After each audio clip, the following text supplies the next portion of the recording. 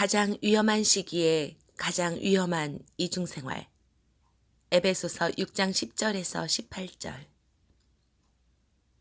예수님의 복음을 처음 접한 사람이 예수님을 믿고 진리를 깨달아 그동안 내가 잘못 살았구나를 깨닫기 시작했을 때는 하나님의 말씀대로 사는 것에 열정적이고 매일 말씀과 기도와 찬송을 하며 습관과 가치관이 완전히 바뀌어 변화된 삶을 살다가도 시간이 지나면 흐지부지 되어 신앙 따로 행동 따로가 되는 사람이 굉장히 많습니다.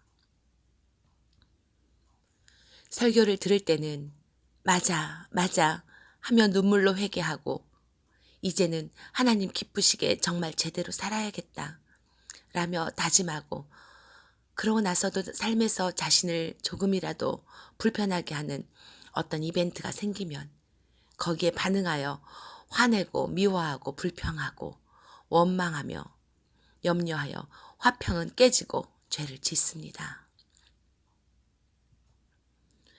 주일날에는 감사하고 평안하고 거룩한 척하며 기도하고 믿음이 신실한 척하지만 평일에는 세상 사람들과 똑같거나 오히려 더 강팍한 마음으로 사는 사람들도 있습니다.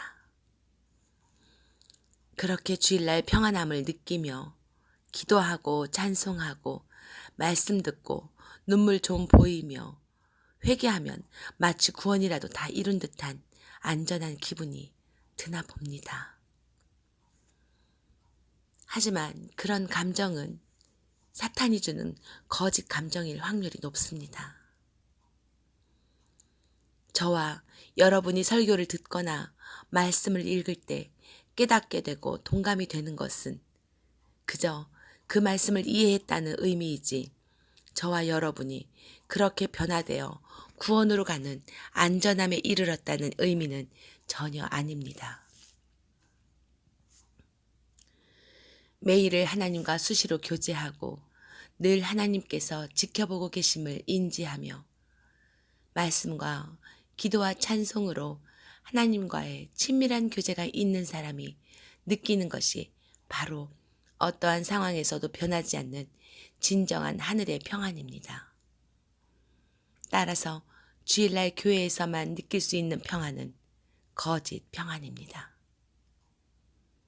우리가 평일에는 화내고 불평하며 원망하고 미워하며 말씀을 하루에 한 절도 읽지 않고 하루에 1분도 기도하지 않다가 예수님께서 갑자기 오시면 뭐라고 하시겠습니까?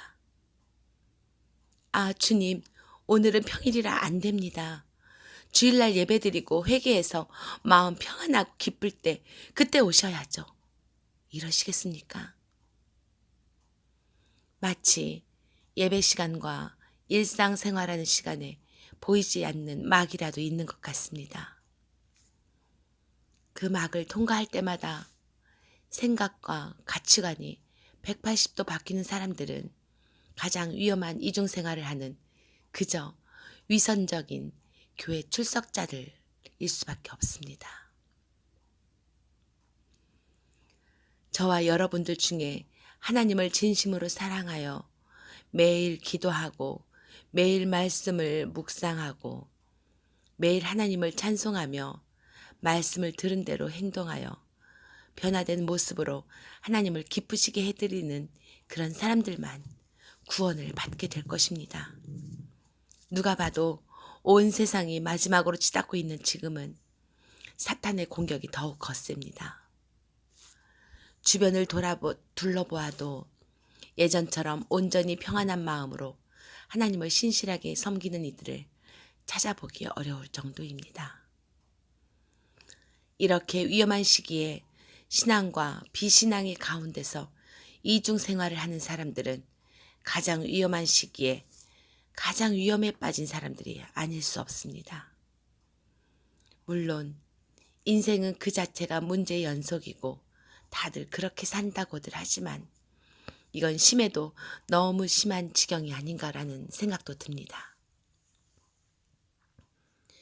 마치 사탄이 무슨 수를 써서라도 한 영혼이라도 더 지옥으로 라고 외치고 있는 것처럼 보입니다. 그러므로 우리에게 일어나는 일들 중에 상당수는 사람들을 상대하는 것이 아니라 악한 영을 상대하는 영적인 것이라고 할 수 있습니다. 따라서 우리는 하나님의 기쁨을 위하여 그리고 우리의 영혼을 위하여 어떤 문제의 표면만 보고 괴로워만 할 것이 아니라 그 사건의 영적인 본질을 파악하고 늘 예수님 안에서 강건하여 사탄의 관계를 능히 대적하고 모든 일을 행한 후에 바로 서기 위해 하나님의 전신갑주를 입어야 합니다. 하나님의 전신갑주를 입기 위해서는 늘 깨어 성령으로 충만해야 합니다. 피가 되고 살이 되는 하나님의 말씀을 매일 묵상하고 하나님께서 기뻐하시는 내용의 기도를 매일 하며 하나님의 거룩하심을 닮아 의로운 일을 행하며 이웃을 사랑하는 행동을 실천하며 민족과 이웃을 위해 중보기도하는 삶을 살아야 합니다. 말씀을 읽으며 맞아, 맞아 했지만 행동하지 않는 믿음은 곧 죽은 믿음으로서 아무짝에도 쓸데가 없는 믿음인 것입니다. 깨닫고 회개한 후에 행동을 하는 자만이 이 치열한 영적 전투에서 승리할 수 있습니다. 그런데 사탄은 이와 같이 하나님의 말씀대로 살려고 노력하는 사람들을 더욱 심하게 공격합니다. 사람들의 연약한 부분을 특별히 공략하여 화평을 깨고 죄 짓게 만들고 있습니다. 말씀은 말씀이고 삶은 삶이다 라는 식의 생각을 심고 믿음의 뿌리까지 쥐고 흔들어댑니다. 하나님을 섬긴다는 우리마저 신앙과 불신앙을 왔다 갔다 하는 이중생활을 하고 있다면 사탄이 얼마나 기쁘게 웃겠습니까? 그렇지만 우리는 각오를 하고 싸워 반드시 승리해야 합니다. 반드시 승리하여 하나님을 기쁘시게 해드리고 인생의 진정한 성공인 구원의 길을 걸어가야 합니다.